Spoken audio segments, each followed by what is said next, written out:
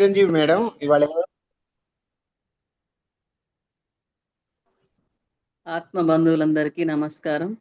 బ్రహ్మర్షి పితామహ పత్రిజీ గారికి, అమ్మ స్వర్ణమాల పత్రిజీ గారికి హృదయపూర్వక నమస్కారాలు, ధన్యవాదాలు. తిరుమలనాథ పిరమిడ్ ట్రస్ట్ ఆధ్వర్యంలో టిఎంసి ఛానల్కు స్వాగతం, సుస్వాగతం. మనము ప్రతిరోజు 11 to 12 ధ్యానము, సజ్జన సాంగత్యం చేసుకున్నాము. ప్రతిరోజు సప్తఋషుల జ్ఞానం అంతా తెలుసుకున్నాము. ఇప్పుడు సప్త చిరంజీవుల గురించి చెప్పడానికి హైదరాబాద్ నుండి లక్ష్మీ ప్రసన్న మేడం వచ్చి ఉన్నారు. Welcome madam, welcome to TMC channel. Over to you madam. Thank you madam, thank you very much. ముందుగా మనందరి గురువు, విశ్వ గురువు పితామహ బ్రహ్మర్షి సుభాష్ పత్రిజీ గారికి, మాతా సమానురాలైన స్వర్ణమాల పత్రి గారికి అనంత కోటి ఆత్మ ప్రణామాలు, కృతజ్ఞతలు. ఈ జూమ్ సెషన్ ద్వారా పాల్గొంటూ వీక్షిస్తున్న ప్రేక్షక దేవుళ్ళందరికీ, యూట్యూబ్ ద్వారా వీక్షిస్తున్న మీకందరికీ కృతజ్ఞతలు. టిఎంసి తిరుమలనాథ మెడిటేషన్ ఛానల్ కి స్వాగతం, సుస్వాగతం. ఈ ఛానల్ ద్వారా ప్రతిరోజు ఉదయం మనము సరికొత్తగా జ్ఞానాన్ని అందుకుంటున్నాము. మరి ఈ రోజు నుంచి సప్త చిరంజీవుల గురించి తెలుసుకున్నాం ఫ్రెండ్స్. ఈ రోజు నుంచి వారం రోజులు మనము ఒక్కొక్క చిరంజీవి గురించి తెలుసుకుంటాము. చిరంజీవులు అంటే ఎప్పటికీ ఎల్లప్పటికీ ఈ భూమి మీద వాళ్ళు ఉంటారు అని అర్థం. అలాంటి వాళ్ళు సప్త చిరంజీవులని 7 గురించి మనం ఈ రోజు నుంచి తెలుసుకోబోతున్నాము. మరి ఈ రోజు వ్యాస మహర్షి గురించి తెలుసుకుందాం. సప్త చిరంజీవుల్లో ఒకరు వ్యాస మహర్షి. మన వ్యాస మహర్షి గురించి చెప్పడము అనేది సృష్టి నాకు ఇచ్చిన ఒక అద్భుతమైన అవకాశంగా నేను భావిస్తున్నాను. ఎందుకు అంటే వ్యాస మహర్షిని జగద్గురువు అంటాము. ఆయన పుట్టిన రోజునే మనము వ్యాస పౌర్ణమిగా, గురు పౌర్ణమిగా జరుపుకుంటాము. ఆయననే గురువుగా ఎందుకు భావిస్తాము అంటే పురాణాలలో కథల ప్రకారము మనకు చెప్తున్నది ఏంటి అంటే విష్ణు భగవానుడి యొక్క 21 అవతారాలలో ఒక అవతారము వ్యాస మహర్షి అని చెప్తారు. మరి ఈ వ్యాస మహర్షిని అందుకే వ్యాసాయ విష్ణు రూపాయ, వ్యాస రూపాయ విష్ణువే, వ్యాసో నారాయణే హరి అంటే వ్యాసుడే విష్ణువని, విష్ణువే వ్యాసుడు అని మనం ఎప్పుడు వ్యాస మహర్షిని గుర్తు చేసుకుంటూ ఉంటాము. మరి ఈ రోజు ప్రపంచంలో పూజలు, వ్రతాలు, నోములు కానివ్వండి, పద్ధతులు కానివ్వండి, ఆచారాలు, సాంప్రదాయాలు కానివ్వండి, వేదాలు, ఉపనిషత్తులు, భగవద్గీత, భాగవతము, పంచమ వేదమైన భారతము అన్నింటినీ సృష్టికి అందించిన అద్భుతమైన గురువు ఎవరు అంటే వ్యాస మహర్షి. అందుకనే ఆయనకి విశిష్టమైన వ్యక్తిత్వం గలవాడిగా, ఒక గురువుగా మనం భావిస్తూ ఉంటాము. అందుకనే బ్రహ్మ ఆయనని ఎప్పటికీ కూడా చిరంజీవిగా ఉండమని ఆశీర్వదించారట. మరి వేదాలు భగవంతుడి శ్వాస నుంచి ఏర్పడ్డాయి. సో వ్యాసుడు అంటే ఒక వ్యక్తి పేరు కాదండి. వ్యాసుడు అనేది ఒక పదవి. ప్రతి ఒక్క మన్వంతర కాలంలో ఆ పదవిలోనికి ఒక కొత్త వ్యక్తి మారుతూ ఉంటారు. మరి ఇప్పుడు 28వ మహాయుగంలో కృష్ణ ద్వైపాలకుడు అంటారు ఈయనని ఏమంటారు అంటే కృష్ణ ద్వైపాలకుడు అంటారు. ఎందుకని అంటే ఈయన పరాశుర మహర్షి సత్యవతిలకి జన్మించిన వాడు. దీనికంటే ముందు మనం తెలుసుకోవాలి అసలు సత్యవతి ఎవరు. ఎందుకు అంటే మహాభారతం యొక్క మొత్తం కథకి మూలం ఎవరు అంటే సత్యవతి. మరి ఆవిడెవరో మనం ఫస్ట్ తెలుసుకుందాం ఫ్రెండ్స్. ఈ రోజు సత్యవతి గురించి తెలుసుకుందాం. సత్యవతి ఎవరు అంటే దాశ మహారాజు అని ఒక మహారాజు ఉంటారు. ఆయన ఇంద్రుడి కోసము ఘోరమైన తపస్సు చేస్తే ఇంద్రుడు ఆయనని కరుణించి ఆయనకి ఏంటంటే అనేక వరాలు ఇస్తాడు. దానితో పాటు పుష్పక విమానాన్ని ప్రసాదిస్తాడు. సో అలా దాశ మహారాజు ఆయన రాజ్యంలో ఉంటూ ఉంటారు. ఒకసారి వేటకు వెళ్తారనమాట. ఆయన వేటకు వెళ్ళిన సమయంలో సడన్ గా ఆయనకి ఏమవుతుందో తెలియదు, కామోద్రీకుడు అవుతాడు. అయినప్పుడు ఆయన వీర్యం పడిపోతుంది. అప్పటి వాళ్ళు ఆ వీర్యానికి ఎంత ప్రాముఖ్యత ఇచ్చేవాళ్ళు అంటే ఒకసారి వీర్యము బయటికి స్ఖలించబడినది మహాయోగులది కానీ మహాభక్తులది కానీ అంటే అది తప్పనిసరిగా బిడ్డగా రూపాంతరం చెందాల్సిందే అనే ఉద్దేశంతో ఆయన ఏం చేస్తారు అంటే ఆ వీర్యాన్ని ఒక గుడ్డలో మూట కట్టి ఒక గద్దను పిలుస్తాడు ఆకాశం నుంచి. ఎందుకంటే ఆయనకు అనేక వరాలు ఉన్నాయి కదా, అందరితో మాట్లాడగలడు. గద్దను పిలిచి ఏం చేస్తాడంటే ఈ వీర్యాన్ని తీసుకెళ్లి నా యొక్క అంతఃపురంలో నా మహారాణికి ఇవ్వమని చెప్తాడు. సరే అని ఆ గద్ద వీర్యాన్ని తీసుకొని వెళ్తూ ఉంటది. అప్పుడు ఒక ఆడగద్ద దాన్ని చూస్తది. చూసి ఓకే ఇదేదో ఆహారం ఉన్నట్టుంది అని చెప్పి దాంతోటి గొడవ మొదలు పెడతది. ఫైటింగ్ చేస్తారు ఇద్దరు. ఆ ఫైటింగ్ లో ఏమవుతుంది అంటే ఆ వీర్యం ఉన్న సంచి జారి సముద్రంలో పడిపోతది. ఆ సముద్రంలో ఎక్కడ పడింది అది? ఒక ఒక చేప యొక్క నోటిలో పడుతుంది. సో ఆ చేప ఎవరు అంటే ఒక గంధర్వ కన్య శాపవశాత్తు ఒక చేపగా జన్మిస్తుంది. సో ఆ గంధర్వ కన్య కాబట్టి ఆవిడ వెంటనే ఏమవుతుంది? ఆ వీర్యాన్ని మింగడంతో గర్భవతి అవుతుంది. అలా చేప ఏంటి గర్భంలో ఇద్దరు పిల్లలు. ఆ ఇద్దరు పిల్లలతో చేప చాలా బరువుగా తయారైపోతది. ఒకసారి మత్స్యకారులు చేపలను పట్టడానికి వచ్చినప్పుడు ఈ చేప వాళ్ళ వలలో పడుతుంది. ఈ చేపను చూస్తే వాళ్ళకి చాలా వింతగా అనిపిస్తది. ఏదైనా చేపలు ఈ సైజులో ఉంటాయి. కానీ దీని పొట్టేంటి ఇంత లావుగా ఉంది. సో దీన్ని మనము మన రాజుగారికి ఇస్తే ఆయన చాలా సంతోషపడతారు అని చెప్పి వీళ్ళేం చేస్తారంటే మత్స్యకారులు ఆ చేపను తీసుకెళ్లి దాశ మహారాజుకి సమర్పిస్తారు. ఆయన ఆయన ఏం చేస్తారు? ఇదేంటి దీని పొట్ట ఇంతగా ఉంది అంటే దీని పొట్టలో ఏదో ఉంది అని చెప్పి దాన్ని కట్ చేస్తారు. కట్ చేయడంతో ఇద్దరు పిల్లలు పుడతారనమాట. ఒకరు సత్యవతి, ఇంకొకరు మగ ఆయన. ఆ మగ ఆయన ఏంటి? మహారాజు తెలిసిపోతుంది వీళ్ళిద్దరూ నా పిల్లలే. ఎందుకు అంటే ఆ రోజు ఏం జరిగింది అనేది తెలుసుకునే శక్తి ఆయనకుంది. ఆయన అనేక వరాలు పొందిన వ్యక్తి కాబట్టి ఓకే వీళ్ళిద్దరూ నా వీర్యం ద్వారా ఈ యొక్క మత్స్యకన్యకు జన్మించిన వాళ్ళు అని ఆయనకు అర్థమైపోతుంది. సో ఆ అబ్బాయిని యువరాజుగా ప్రకటించి రాజ్యంలో ఉంచుకుంటాడు. మరి సత్యవతిని ఎందుకని పంపించేస్తారు అంటే సత్యవతి దగ్గర చాలా చేపల కంపు వస్తుందన్నమాట. సో ఇలా చేపల వాసన వచ్చే అమ్మాయిని మనం అంతఃపురంలో ఉంచుకోవడం కరెక్ట్ కాదు అని చెప్పి ఆయన ఏం చేస్తాడు అంటే ఒక మత్స్యకారుడికి ఈ సత్యవతిని అప్పగించి జాగ్రత్తగా పెంచమని ఆదేశిస్తాడు. సో ఈ సత్యవతిని ఆ మత్స్యకారుడు పెంచుతూ ఉంటాడు.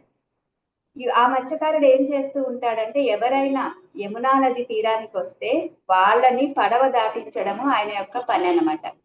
ఒక రోజు ఆయన భోజనం చేస్తూ ఉండగా పరాశర మహర్షి అనే ఒక అతను పడవ ఎక్కడానికి వస్తాడు. ఆయనను ఆగమనడానికి లేదు. ఎందుకు అంటే ఆయన వశిష్ఠి యొక్క మనవడు. పరాశరుడు అంటే అతి గొప్ప వ్యక్తి, యోగీశ్వరుడు ఆయన. ఆయన ఆగమంటే బాగోదు. అప్పుడు ఆయన ఏం చేస్తాడు అంటే సత్యవతి చెప్తాడనమాట. అమ్మ ఆ యోగీశ్వరుడిని ఆ మునిని నువ్వు వెళ్ళి పడవ దాటించు, యమునా నదిని దాటించు అని ఆదేశిస్తాడు. సరే అని ఆ సత్యవతి ఏం చేస్తుంది? ఆ పరాశరుడిని ఎక్కించుకొని యమునా నదిలో వెళ్తూ ఉండగా ఆ పరాశరుడు ఒక గొప్ప వ్యక్తి. ఆయనకి భూత భవిష్యత్తు వర్తమానాలు తెలుసు. కాబట్టి ఆయన వెంటనే తెలుసుకుంటాడేమని ఈవిడ ద్వారా ఈ సమయంలో నేను ఒక అద్భుతమైన బాలుడికి జన్మనివ్వాలి. దానితో ఆయనలో కామోద్రేకం కలుగుతుంది. ఎందుకు అంటే అది కామం కాదు ఫ్రెండ్స్. అక్కడ సృష్టి యొక్క నియమాన్ని అనుసరించి ఆ సమయంలోనే ఒక అద్భుతమైన వ్యక్తికి జన్మనివ్వాలి కాబట్టి ఆయన సత్యవతిని కోరుతాడనమాట. ఇప్పుడు మన ఇద్దరి ద్వారా సృష్టి కార్యం జరగాలి, దీని వలన ఒక బాబు ఉద్భవించాలి అంటాడు. అప్పుడు సత్యవతి ఏమడుగుతుంది అంటే స్వామి మీరు ఎంతో గొప్పవాళ్ళు, మీకు ఏ మలినము అంటదు. కానీ నేనొక మత్స్యకన్యని, నన్ను మీరెలా దగ్గరికి తీస్తారు? నా దగ్గర ఇంత చేపల వాసన వస్తుంది కదా అని అడుగుతుంది అనమాట. అంటే వెంటనే ఆయన ఏమంటాడంటే పరాశరుడు నా యొక్క తపశ్శక్తితో నిన్ను చేపల వాసన నుంచి విముక్తురాల్ని చేస్తాను. నీకు ఒక సుగంధం వచ్చేటట్టుగా చేస్తాను. ఒక యోజన దూరం వరకు, అంటే ఈ అమ్మాయి ఎక్కడున్నా ఒక యోజన దూరం వరకు సుగంధం వచ్చేటట్టుగా మొదటి వరాన్ని ప్రసాదిస్తాడు. తర్వాత తను అడుగుతుంది, మరి నేను తండ్రి చాటు బిడ్డని, ఇప్పుడు మీతో నేను ఎప్పుడైతే సంగమిస్తానో అప్పుడు నా కన్యత్వం పోతుంది. మరి ఒక కన్యని మాత్రమే ఒక తండ్రి కన్యాదానం చెయ్యగలడు. నా తండ్రికి ఒకవేళ తెలియకపోయినా నేను నా భర్తకు అన్యాయం చేసిన దాన్ని అవుతాను కదా, మీరు ఎలా నన్ను ఇలా అడుగుతున్నారు? ఇది మీకు తప్పుగా అనిపించట్లేదా అని అడుగుతుంది. అంటే కాదు తల్లి, ఇది తప్పు కాదు, దీని వలన ఈ కన్యాత్వం చెడదు అని ఇంకొక హామీ ఇస్తాడు ఆ మునీశ్వరుడు. అప్పుడు ఆవిడ ఇంకొకటి అడుగుతుంది, అసలు మిట్ట మధ్యాహ్నం వేళ ఎవరు కూడా రతి కార్యాన్ని చెయ్యరు కదా, అందులో ఇక్కడ మనం ఒక నది మధ్యలో ఉన్నాము, చుట్టూ పశుపక్షాదులు ఉన్నాయి, చుట్టూ జలచరాలు ఉన్నాయి, వీటన్నిటి మధ్యలో మనం ఎలా ఈ కార్యాన్ని జరుపుకుంటాము అని అడుగుతుంది. అప్పుడు ఆయన తపశ్శక్తితో చుట్టూ మేఘాలను సృష్టిస్తాడు. ఆ పడవ చుట్టూ మేఘాలను సృష్టిస్తాడు. దాంతో వాళ్ళిద్దరూ ఎవరికి కనిపించకుండా ఉంటారు. సో అప్పుడు ఆవిడ ఒప్పుకుంటుందన్నమాట. అంటే ఆవిడ కన్యత్వం చెడకుండా ఆవిడ ద్వారా ఒక అద్భుతమైన సృష్టి జరగాలి కాబట్టి వాళ్ళిద్దరి సంగమంతో వ్యాస మహర్షి అంటే విష్ణువు యొక్క అవతారమైన వ్యాస మహర్షి జన్మిస్తాడు. ఆయన ఎలా జన్మిస్తాడు? జన్మించడమే సజ్జోర్ గర్భము అంటారు దాన్ని. అంటే 9 నెలలు గర్భంలో మోసే పని లేకుండా ఒకే ఒక సమయంలో ఎప్పుడైతే వీళ్ళ కలయిక జరుగుతుందో వాళ్ళ కలయిక ద్వారా ఒక బాలుడిగా జన్మిస్తాడు. ఆయన 12 సంవత్సరాల బాలుడిగా జన్మించడమే 12 సంవత్సరాల బాలుడిగా జన్మిస్తారు. ఆ వ్యాస మహర్షిని వెంటనే ఆయన ఏం చేస్తాడు అంటే తల్లిదండ్రులకు నమస్కరించి, అమ్మ నేను వెళ్తాను, తపస్సు చేసుకుంటాను. ఎందుకంటే అప్పటికే ఆయనకు వేదాలు, ఉపనిషత్తులు ఇవంతా జ్ఞానము ఉంటుంది. ఏదైతే జ్ఞానం ఒక పండితుడికి ఉంటుందో ఆ జ్ఞానం అంతా ఆ పసిబాలుడిలో ఉంటుంది. కాబట్టి ఆయన వెంటనే ఏం చెప్తాడు అంటే, నేను ఇక్కడ ఇహలోకంలో ఉండడానికి రాలేదు, నేను తపస్సు చేసుకోవడానికి వెళ్ళిపోతాను అంటాడు. అని చెప్పి సత్యవతి తల్లి కాబట్టి ఆవిడకు ఒక వరాన్ని ఇస్తాడు. ఏమని అంటే, నీ ద్వారా నేను ఈ భూమి మీదకి వచ్చాను కాబట్టి నువ్వు ఏ రోజు ఏ క్షణంలో నీ అవసరానికి నన్ను తలుచుకున్నప్పటికీ నేను ఆ నీ ముందు వస్తాను. సో నీకు ఏది కావాలన్నా నేను సహాయం చేస్తాను అని ఒక హామీని ఆ తల్లికి ఇచ్చేసి ఆ వ్యాస మహర్షి వెళ్ళిపోతాడు. దాని తర్వాత సత్యవతి వెళ్ళిపోతుంది, పరాశరుడు వెళ్ళిపోతాడు. ఈ పుట్టిన బాలుడు ఇలా వ్యాస మహర్షి ఇలా వెళ్ళిపోతాడు. దీని తర్వాతే చాలా సార్లు మనకి మహాభారతంలో వ్యాస మహర్షి ఎన్నో సార్లు ఆ తల్లిని ఆదుకుంటాడు. ఎలాగంటే దాని తర్వాత సత్యవతికి ఆ శంతనుడితో వివాహం జరుగుతుంది. శంతనుడు ఎవరు అంటే ఒక దేశాన్ని పాలించే మహారాజు. ఆయనకు అప్పటికి గంగామాతతో వివాహం అవుతుంది. మరి గంగతో వివాహం అయిన తర్వాత గంగాదేవి ఒక షరతుని విధిస్తుంది. ఏమని అంటే, నేను పుట్టిన పిల్లలను ఏమైనా చేసుకుంటాను, అసలు నేను ఎలాగైనా ప్రవర్తిస్తాను, నన్ను నువ్వు ఎప్పుడైతే అభ్యంతరం పెడతావో అప్పుడు నేను నిన్ను వదిలేసి వెళ్ళిపోతాను అనే ఒక షరతు మీద గంగాదేవి శంతనుడిని వివాహం చేసుకుంటుంది. సో తను ఏం చేస్తుందంటే పుట్టిన ప్రతి పిల్లల్ని గంగలో ముంచి చంపేయడం మొదలు పెడుతుంది. అలా చాలా సార్లు జరిగిన తర్వాత ఇంకా శంతనుడు ఒప్పుకోడు అనమాట. లేదు నువ్వు వెళ్ళిపోయినా పర్వాలేదు కానీ నాకు నా కుమారుడే కావాలి అంటాడు. మరి ఆ కుమారుడే భీష్ముడు ఫ్రెండ్స్. సో శంతనుడికి గంగామాతకి పుట్టినవాడు భీష్ముడు. అలా భీష్ముడు పెరిగి పెద్దవాడు అవుతున్నప్పుడు శంతనుడి సత్యవతిని చూస్తాడు. ఎందుకంటే ఈమెకు మత్స్యకన్య కాదు, సౌగంధికగా మారిపోయింది. ఈమె ఎక్కడ ఉంటే అక్కడ సుగంధాలు వెదజల్లుతూ ఉంది. ప్లస్ ఈవిడ ఒక మహారాజు యొక్క కుమార్తె, పూర్వజన్మలో ఈవిడ ఒక గంధర్వ కన్య. ఈవిడ మహాభారతానికి కంప్లీట్ గా ఒక మూల స్తంభం లాంటిది. సో శంతనుడు ఈమెను చూడగానే మోహిస్తాడు, ఈమెను వివాహం చేసుకుంటాను అని అడుగుతాడు. అయితే సత్యవతి యొక్క తండ్రి ఏం చేస్తాడు అంటే, ఆయనకు తెలుసు ఆయన మత్స్యకారుడే కానీ ఆయనకు తెలుసు కదా ఈవిడ ఒక మహారాణి అని. కాబట్టి ఈయన ఏం కోరుతాడు శంతనుడు అంటే, నా కూతురి ద్వారా ఏదైతే సంతానం వస్తుందో ఆ సంతానమే కురువంశానికి రాజులు అవ్వాలి. మరి మీకు ఆల్రెడీ భీష్ముడు ఉన్నాడు. రాజుల యొక్క సాంప్రదాయం ప్రకారం ఏంటి అంటే పెద్ద కుమారుడు ఎవరైతే ఉంటారో మరి వాళ్ళే రాజు అవుతారు. మరి అప్పుడు నువ్వు నా బిడ్డను వివాహం చేసుకోవడం వలన నా బిడ్డకి ఏమి ప్రయోజనం ఉంటుంది, కాబట్టి నేను ఒప్పుకోను అని చెప్తాడు ఆయన. చెప్పిన తర్వాత శంతనుడు చాలా దిగాలు పడిపోతూ ఉంటాడు, చాలా బాధపడుతూ ఉంటాడు. దాన్ని గమనించిన భీష్ముడు అసలు ఏం జరిగింది అనేది ఆయన యొక్క రథసారథి ద్వారా తెలుసుకుంటాడనమాట. తెలుసుకొని ఓకే తండ్రి ఎందుకు బాధపడుతున్నాడు, సత్యవతిని మోహించాడు, మరి ఈమెను పెళ్లి చేసుకోవాలి అంటే ఆవిడ పెట్టిన షరతు ఏంటి, వాళ్ళ పిల్లలే రాజ్యాన్ని ఏలాలి అని. సో దానికి ఎవరు అడ్డుగా ఉన్నారు, భీష్ముడు అడ్డుగా ఉన్నాడు. కాబట్టి భీష్ముడు ఏం చేస్తాడు అంటే సత్యవతి దగ్గరికి వెళ్ళి, భీష్మ ప్రతిజ్ఞ అని మనం వినే ఉంటాము, ఆయన ప్రతిజ్ఞ చేస్తాడు. అమ్మ నేను ఆజన్మాంతము బ్రహ్మచారిగానే ఉంటాను, ఈ కురువంశం యొక్క సింహాసనాన్ని రక్షిస్తూ ఉంటాను అని మాటనిస్తాడు. అప్పుడు సత్యవతి వివాహానికి ఒప్పుకుంటుంది. శంతనుడికి సత్యవతికి వివాహం జరిగిపోతుంది. జరిగిన తర్వాత వాళ్ళకి 2 పిల్లలు పుడతారు. ఒకరు చిత్రాంగతుడు, రెండవ వాడు విచిత్ర వీరుడు. వీళ్ళిద్దరు పుట్టిన తర్వాత ఏమవుతుంది, శంతనుడు కూడా చనిపోయాడు. సో సత్యవతి ఎలా మిగిలిపోయింది అంటే 2 పిల్లలతో మిగిలిపోయింది. దాని తర్వాత ఏం జరుగుతుంది? చిత్రాంగదుడు కూడా ఒక యుద్ధంలో మరణిస్తాడు. ఒక్క విచిత్ర వీరుడు మాత్రమే బతికుంటాడు. అతనికి కూడా మూర్ఛ రోగం లాంటిది ఏదో ఉంటుంది, బలహీనంగా ఉంటాడు. ఏ యొక్క యువరాణులు కూడా ఆయనను పెళ్లి చేసుకోవడానికి ముందుకు రారు. అప్పుడు సత్యవతి ఏం చేస్తుంది అంటే భీష్ముడిని ఆదేశిస్తుంది. ఏమని అంటే కాశీ రాజకుమారుల యొక్క స్వయంవరం జరుగుతుంది. నువ్వు ఆ స్వయంవరానికి వెళ్ళి అక్కడ వాళ్ళని జయించి తీసుకురా. తీసుకొచ్చి ఎవరికి వివాహం చేయాలి? విచిత్ర వీరుడికి ఇచ్చి వివాహం చేయాలి అని కోరుతుందన్నమాట. సరే, తల్లికి మాటలు ఇచ్చాడు కదా భీష్ముడు. అందుకని ఏం చేస్తాడు? ఆయన వెళ్ళి కాశీ యొక్క రాజకుమారులు ఆ అంబాలిక వాళ్ళని తీసుకొని వస్తాడు. వాళ్ళిద్దరిని విచిత్ర వీరుడికి ఇచ్చి వివాహం చేస్తారు. కానీ దురదృష్టవశాత్తు ఏం జరుగుతుంది అంటే వాళ్ళకి పిల్లలు పుట్టక ముందే విచిత్ర వీరుడు కూడా ఒక గంధర్వుడి చేతిలో మరణిస్తాడు. అప్పుడు ఏం చెయ్యాలి అనేది సత్యవతికి అర్థం కాదు. భీష్ముడిని కోరుతుంది, నాయనా నువ్వు వివాహం చేసుకో, నేను ఏదైతే మాట తీసుకున్నానో ఆ మాట నేను వెనక్కి తీసుకుంటున్నాను. ఇప్పుడు కురువంశాన్ని వృద్ధి చేయడమే మన యొక్క ముందున్న కర్తవ్యం. ఈ కర్తవ్యం నెరవేరాలి అంటే మరి ఇప్పుడు వారసులు ఎవరు లేరు, నువ్వు ఒక వారసుడి కాబట్టి నువ్వు వివాహం చేసుకో అని కోరుతుంది. కానీ అక్కడ భీష్ముడు ఒప్పుకోడు. నేను మాట ఇచ్చాను అంటే నేను ఆజన్మాంతము బ్రహ్మచారిగా ఉంటాననే మాటను ఇచ్చాను తప్ప నేను నీకు అవసరమైనప్పుడు వరకు మాత్రమే ఉంటానని మాటను ఇవ్వలేదు. కాబట్టి నేను ఆజన్మాంతము బ్రహ్మచారిగానే ఉంటాను అంటారు. అప్పుడు సత్యవతికి గుర్తొస్తుంది వ్యాస మహర్షి. సో వ్యాస మహర్షిని తలుచుకుంటుంది. మళ్ళీ అప్పుడు వ్యాస మహర్షి మన కథలోకి ప్రవేశిస్తాడు ఫ్రెండ్స్.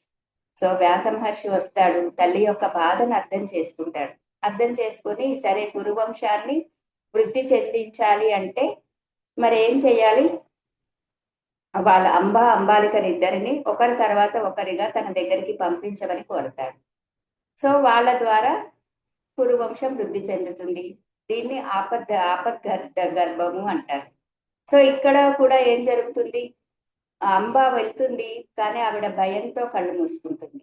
మనకు సైంటిఫిక్ గా కూడా ఇప్పుడు వీళ్ళు డాక్టర్స్ ఏం చెప్తూ ఉంటారు అంటే తల్లి గర్భవతి అయ్యే సమయంలో తన ఫీలింగ్స్ ఎలా ఉన్నాయో అవి బిడ్డ మీద ప్రభావం చూపుతాయి. అందుకని స్త్రీ పురుషులు ఇద్దరు ఆత్మ జ్ఞానంతో ఆనందంగా ఎప్పుడైతే ఆ యొక్క కార్యక్రమాల్లో పాల్గొంటారో అప్పుడు అద్భుతమైన యోగీశ్వరులు ఈ భూమి మీదకి వస్తారు అని మరి స్పిరిచువల్ గా కానివ్వండి, సైంటిఫిక్ గా కానివ్వండి, మన వాళ్ళందరూ ఏదైతే చెప్తున్నారో అప్పుడు వ్యాస మహర్షి అదే చెప్పాడు. ఏమని అంటే అంబ భయపడింది కాబట్టి కళ్ళు మూసుకుంది, ఆవిడ గుడ్డివాడిని జన్మనిస్తుంది అని తల్లికి చెప్తాడు. ఆయనే ధృతరాష్ట్రుడు. సరే, అంబాలికను పంపిస్తుంది. మరి అంబాలిక ఏం చేస్తుంది అంటే ఈ వ్యాస మహర్షిని చూసి భయంతో వణికిపోతుంది ఆవిడ. కాబట్టి ఏం చెప్తాడు ఆయన తల్లికి అంటే భయము ఒక బలహీనుడైన వ్యక్తికి జన్మనిస్తుంది. మళ్ళీ తల్లికి సందిగ్ధం, అరే ఇద్దరు పిల్లలు పుట్టినప్పటికీ ఒకడు గుడ్డివాడు, ఇంకొకడు బలహీనుడు. మరి అలాంటప్పుడు మళ్ళీ మొదటికి వచ్చింది సమస్య. మరి ఇప్పుడు మహారాజు కావాలి అంటే ఏం చెయ్యాలి అని మళ్ళీ వ్యాసుడిని వేడుకుంటది. నాయన నువ్వే ఏదో ఒక ఉపాయం చెప్పమంటే ఆయన ఏమంటాడంటే సరే రెండవసారి ప్రయత్నిస్తాను, మళ్ళీ అంబాలికను ఒప్పించి పంపించమని చెప్తాడు. సరే ఇద్దరిలో ఎవరినో ఒకరిని వెళ్ళమని చెప్పి మరి సత్యవతి ఆదేశిస్తుంది. వాళ్ళిద్దరూ కలిసి ఏం చేస్తారు అంటే ఒక దాసీదాన్ని పంపిస్తారనమాట. ఎందుకంటే ఒక ఆవిడకేమో భయము, ఇంకొక ఆవిడకేమో ఇష్టం లేదు. కాబట్టి ఏం చేస్తారు, ఒక దాసిని చక్కగా అలంకరించి ఆయన దగ్గరికి పంపిస్తారు. ఆయన ఎవరు వచ్చారు అనడానికి సంబంధం లేదు. తల్లికి ఒక మాటనిచ్చాడు, కురువంశానికి వారసుని ఇస్తాను అని చెప్పి. కాబట్టి ఆయన ఏం చేస్తాడు, ఆ దాసి దానికి పుత్రుని ప్రసాదిస్తాడు. ఆయనే విదురుడు. సో వీళ్ళు ముగ్గురు, ధృతరాష్ట్రుడు, పాండురాజు, విదురుడు, వీళ్ళు ముగ్గురు కూడా వ్యాస మహర్షి ద్వారా మరి భూమి మీదకి వచ్చారు. వీళ్ళ ద్వారానే మహాభారతం వచ్చింది. మరి ఈ మహాభారతాన్ని రాసింది వ్యాసుడే. దీన్ని పంచమ వేదం అంటారు. మరి వేదాలను 4గా విభజించింది వ్యాసుడే. భాగవతాన్ని, భారతాన్ని ప్రజలకు అందించింది వ్యాస మహర్షి. మరి ఇలాంటి వ్యాస మహర్షి అలా ఎన్నో సంవత్సరాల తపస్సులో మునిగిపోతాడు. చిట్ట దశలో ఆయనకు ఒక విషయం జ్ఞాపకం వస్తుంది ఫ్రెండ్స్. చాలా మంది అంటూ ఉంటారు పుత్రుడు ఉంటేనే పున్నామ నరకాన్ని తప్పిస్తాడని. మరి అది ఆ ఋషులకు కూడా వర్తించేది. సో అప్పుడు ఆయనకు ఒక బెంగ మొదలైతుంది. అరే నాకు పుత్రులు లేరు కదా, ఇప్పుడు నన్ను పున్నామ నరకం నుంచి ఎవరు తప్పిస్తారు? మనం అనుకోవచ్చు ఈయన ద్వారా ముగ్గురు పుత్రులు వచ్చారు కదా అని. మరి వీళ్ళు ముగ్గురు ఆపద్ గర్భం ద్వారా వచ్చారు, అంటే వాళ్ళ మీద ఆయనకి ఎటువంటి అధికారము ఉండదు, ఆయన వాళ్ళ కుమారుల కిందికి లెక్కకు రారు. కాబట్టి ఇప్పుడు ఆయన పుత్రుడు కావాలి. కాబట్టి ఏం చేస్తాడు? శివుడి గురించి ఘోరాతి ఘోరమైన తపస్సు చేస్తాడు చిట్ట చివరి దశలో వ్యాస మహర్షి. శివుడు ఆయన తపస్సుకి మెచ్చి ప్రత్యక్షమవుతాడు. నాయన నీకేం వరం కావాలి అంటే, భూమి, నీరు, అగ్ని, వాయువు, ఆకాశం ఈ ఐదిటికి మిళితమై, సో పంచభూతాలని తన ఆధీనంలో ఉంచుకుంటూ, పంచేంద్రియాలని తన ఆధీనంలో ఉంచుకునే ఒక అద్భుతమైన వ్యక్తి నాకు కొడుకుగా రావాలి అని కోరుకుంటాడనమాట. సరే శివుడు తదాస్తు అంటాడు, వెళ్ళిపోయాడు. కానీ ఆ కోరిక ఎలా నెరవేరుతుంది? ఈయన వివాహం చేసుకోవాలి అంటే ఈయన అంతిమ దశలో ఉన్నాడు. కానీ శివుడు ఏం చెప్పాడు? తదాస్తు అన్నాడు, వెళ్ళిపోయాడు. ఈయనకు అర్థం కాదు. సరే ఏం చేస్తాడు?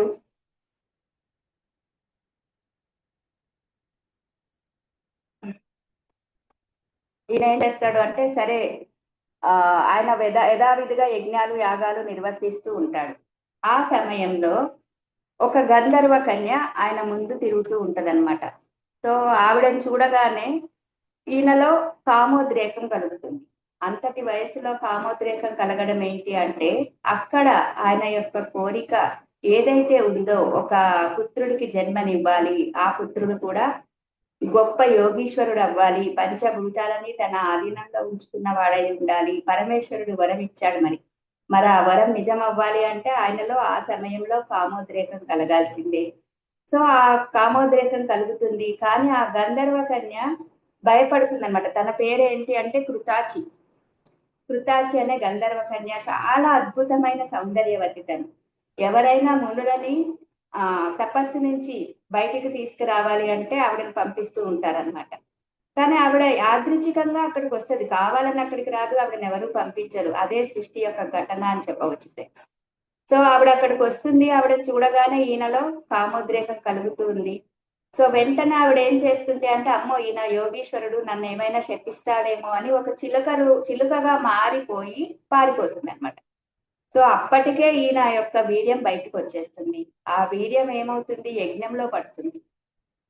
అయినప్పటికీ కూడా ఆయన వీర్యం బయటికి వచ్చింది. ఎవరిని చూచి ఆయన కామోద్రేకుడు అయ్యాడు అంటే కృతాచిని చూచి. కానీ ఆవిడ ఏ రూపంలోకి మారిపోయింది? చిలక రూపంలోకి మారిపోయింది. అయినప్పటికీ వాళ్ళ ఇద్దరి ద్వారా పుట్టిన వాడే వ్యాసుడి యొక్క కుమారుడు అన్నమాట. ఆయననే శుక మహర్షి అని అంటారు. సో ఆయన ఎంతో గొప్పవాడు. మరి ఆయన గురించి మనం ఇంకొక క్లాస్ లో చెప్పుకోవచ్చు. సో ఆయన ఎప్పుడైతే పుట్టాడో అప్పుడు ఆకాశం నుంచి గంగాదేవి ఆయనకు స్నానం చేపిస్తుందట. శివపార్వతులు వచ్చి ఆయనకు ఉపనయనం చేస్తారట. బృహస్పతి విద్యనిస్తాడట. సాంఖ్యాయోగం తండ్రి ద్వారా నేర్చుకుంటాడు. ఇలా ఒక అద్భుతమైన వ్యక్తి వ్యాస మహర్షి ద్వారా మరి ఈ భూమి మీదకి వచ్చాడు ఫ్రెండ్స్. అంటే వ్యాసుడు ఎంత గొప్పవాడు అంటే, మహాభారతంలో అతి కీలకమైన వ్యక్తులు ఎవరెవరైతే ఉన్నారో వాళ్ళందరూ ఈ భూమి మీదకి రావడానికి కారణం మరి వ్యాస మహర్షి. అలాగే ఆయన ఒక్క పని కాదు, ఆయన ఎంతో జ్ఞానాన్ని మనకు అందించాడు. వ్యాస మహర్షి బోధించిన జ్ఞానం ఏంటి అంటే, అసలు ఫస్ట్ వేదం అనేది ఒక్కటిగా ఉండేదట, దానిని 4గా విభజించాడు. ఎందుకంటే ఒక్కటే వేదంగా ఉంటే చదవడము అర్థం చేసుకోవడము పామరులకు చాలా కష్టమవుతుంది అని దానిని 4గా విభజించాడు. అందుకే ఆయనని వేదవ్యాసుడు అంటారు. పంచమ వేదమైన మహాభారతాన్ని 1,00,000 శ్లోకాలు, మహాభారతంలో 1,00,000 శ్లోకాలు ఉంటాయి. దీనిని రాసింది కూడా వేదవ్యాసుడే. సో ధర్మో రక్షిత రక్షిత అని బోధించింది కూడా వేదవ్యాసుడే. ఎందుకు అంటే అధర్మం ఎంత బలంగా ఉన్నప్పటికీ ఓడిపోతుంది. ఫర్ ఎగ్జాంపుల్ చూడండి, కౌరవులు 100 మంది కౌరవులు ఉన్నారు, 5గురు పాండవులు ఉన్నారు. కానీ 100 మంది కౌరవుల పక్షాన ఏమున్నది? అధర్మమే ఉన్నది.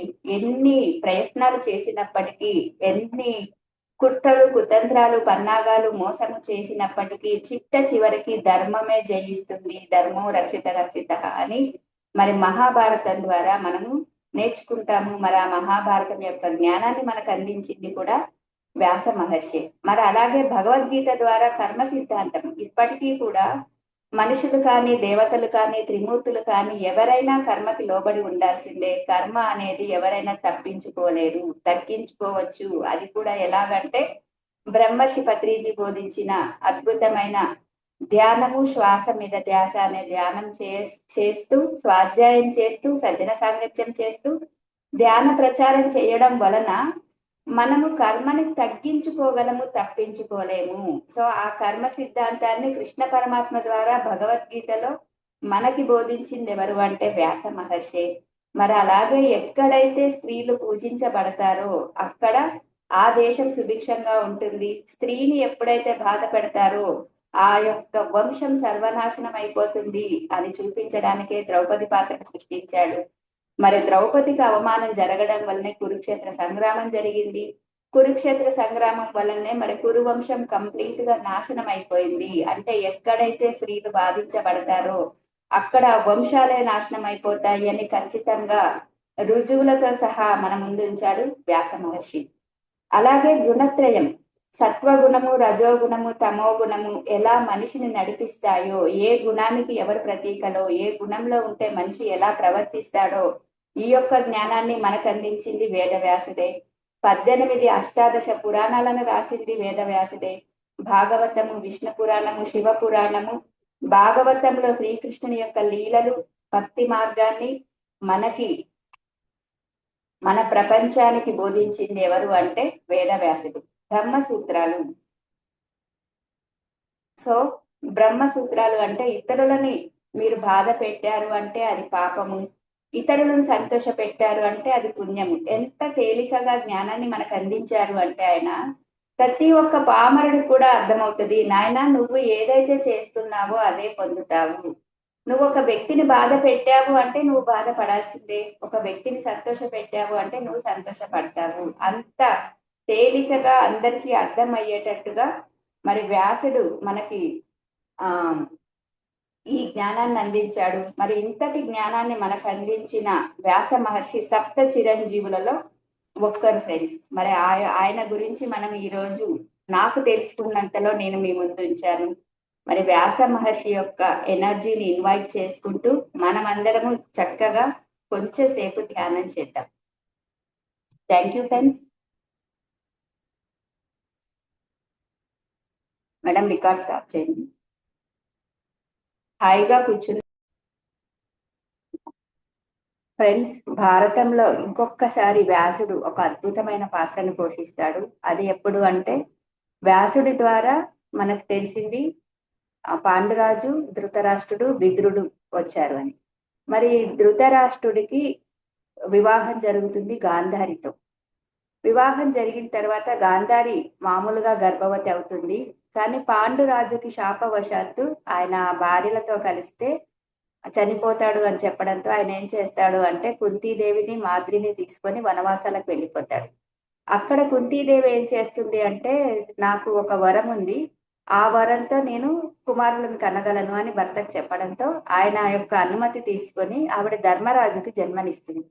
అప్పటికి గాంధారి గర్భవతి అయి సంవత్సరం దాటిపోతుంది. కానీ ఇంకా తన యొక్క గర్భంలో నుంచి పిల్లవాడు బయటికి రాడనమాట.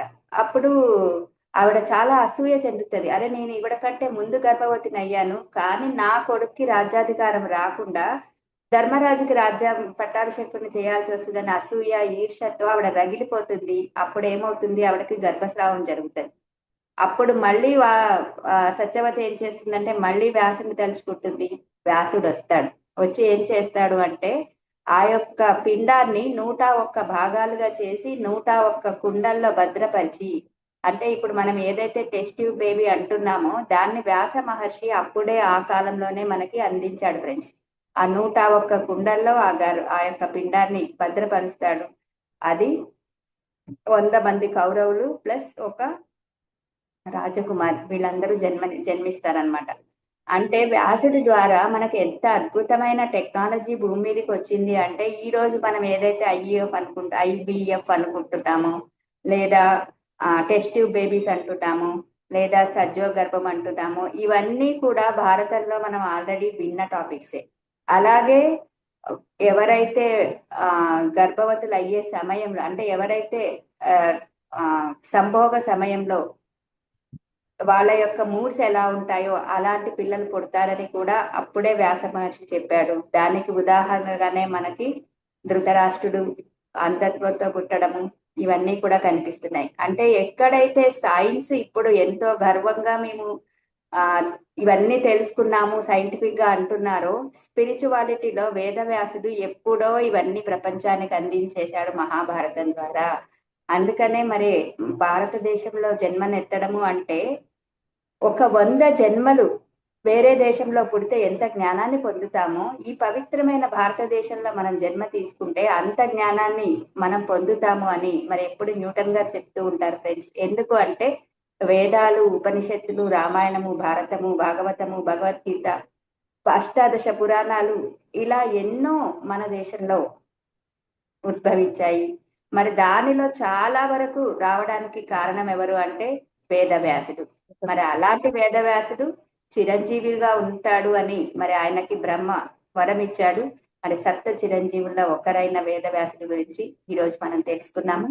Thank you friends, thank you very much.